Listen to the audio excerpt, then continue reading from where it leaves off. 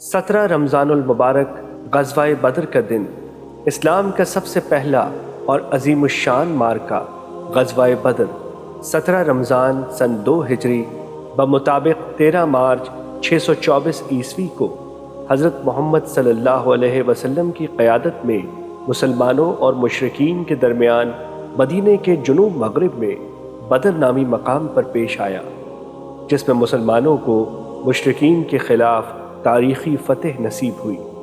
اسی مناسبت سے 17 رمضان المبارک کو یوم الفرقان بھی کہتے ہیں۔ یہ جنگ کفار و مشرکین کے ساتھ لشکر اسلام کی پہلی جنگ تھی، اور اہل توحید و اہل شرک پہلی مرتبہ باقاعدہ جنگ کی غرض سے ایک دوسرے کے مد مقابل کھڑے تھے۔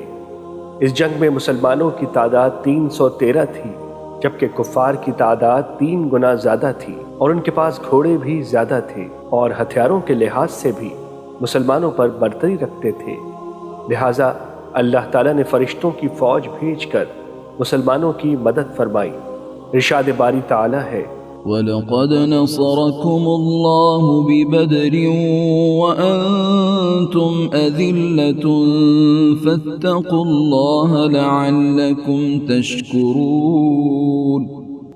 ترجمہ: اللہ نے تو جنگ بدر کے موقع پر ایسی حالت میں تمہاری مدد کی تھی جب تم بالکل بے سر و ساماں تھے، لہٰذا صرف اللہ کا خوف دل میں رکھو تاکہ تم شکر گزار بن سکو۔ إِذْ تَقُولُ لِلْمُؤْمِنِينَ أَلَنْ يَكْفِيَكُمْ أَنْ يُمِدَّكُمْ رَبُّكُمْ ب3,000 مِّنَ الْمَلَائِكَةِ مُنْزَلِينَ۔ ترجمہ: جب بدر کی جنگ میں تم مومنوں سے کہہ رہے تھے کہ کیا تمہارے لیے یہ بات کافی نہیں ہے کہ تمہارا پروردگار 3,000 فرشتے اتار کر تمہاری مدد کو بھیج دے؟